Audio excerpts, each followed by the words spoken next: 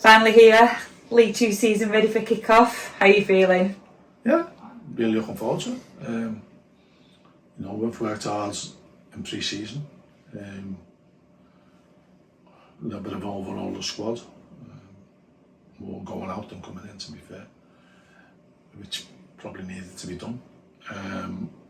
And the lads are buying into what we want to do here, and you'll see over the periods of 4 or 5 games where people get to know each other and get in league games terms, the importance of the games, and then it settles down, and then you probably get a true reflection of where you are in the pecking order of the league, really. You always say pre-season's got tougher every year since you've been here. How hard has this been with the priority to get players out rather than get players in? It's been very difficult. As I said, the big difference over the years, which is continuing to have an impact on us, is the network, or the net is getting spread further by other teams. So whereas we had a nation probably picking up the best rough diamonds,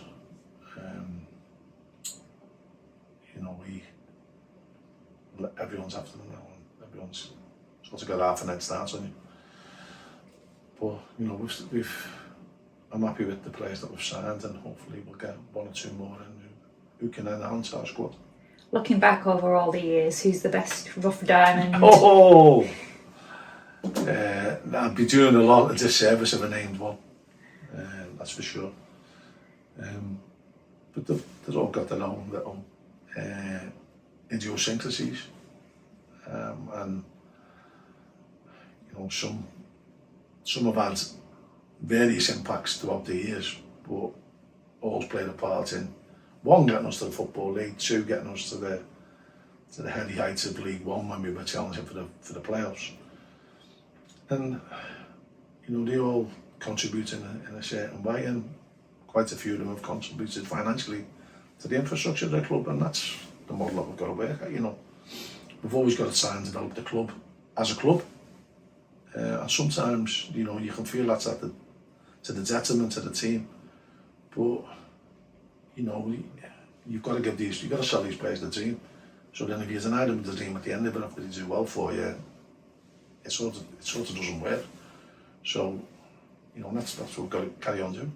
And I guess Ethan Hamilton, one of those players now left to Lincoln. How hard is it to lose Ethan? Well, I don't think we'd have lost him if we'd have stayed in League One.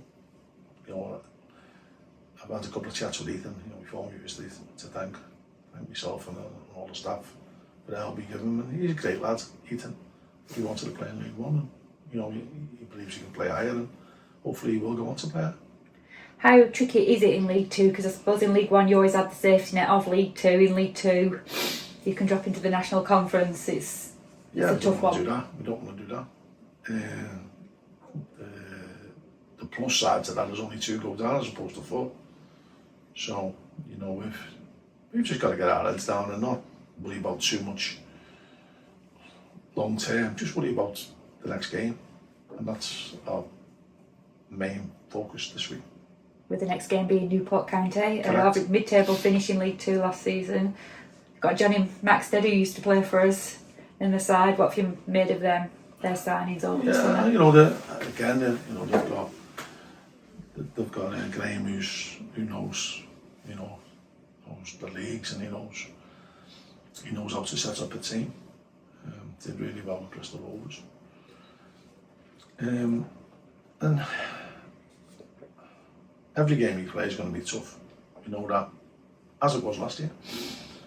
But we've just got to, certainly at home, we've got to enthrall our fans more. We've got to ramp up the intensity. We've seen it at certain times last year, not enough. And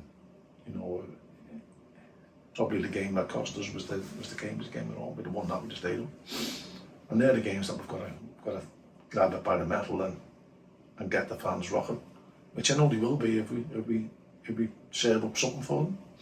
And you always say every 3 points important, so Newport's going to be as important as Tranmere on the final day of the season, isn't it? Of course it is, yeah. Every game's going to have its own importance, and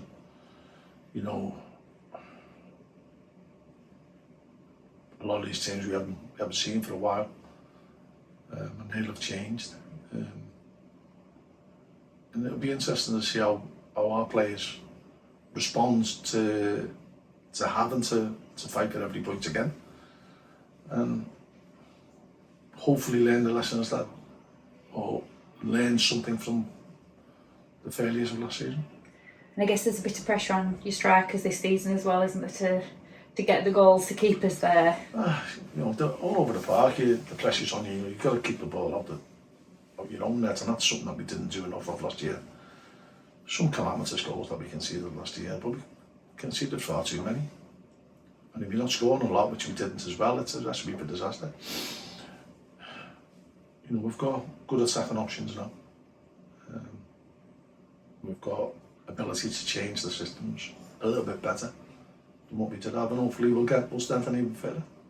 And your new look backline have played a couple of games together now. How do you feel they're gelling with the two lone players as well? It's still going to take time. I'm really pleased with the two young lads from Norwich.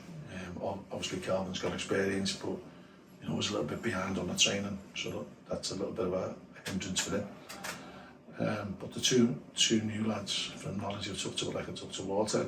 Jay'll get stronger as he gets his confidence back of playing. You know, he hasn't played for 9-12 months. And young Pickles has done ever so well. Well, Aaron, I should call him, because I don't really like not in the army, are we?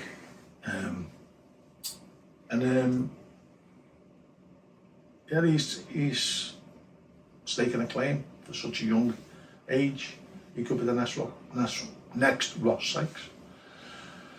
And there's the young lads who are desperate to get the place, and you know, we had a good run out against Blackburn the other day, and you know, quite a few of them are like Tasmanian Devils. That's good to see. You know, they want to put themselves in the spotlight. They know that we're watching them, and you know, it's good.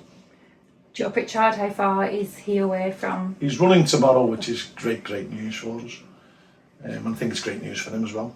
It's a weight off his shoulders that he can actually run now.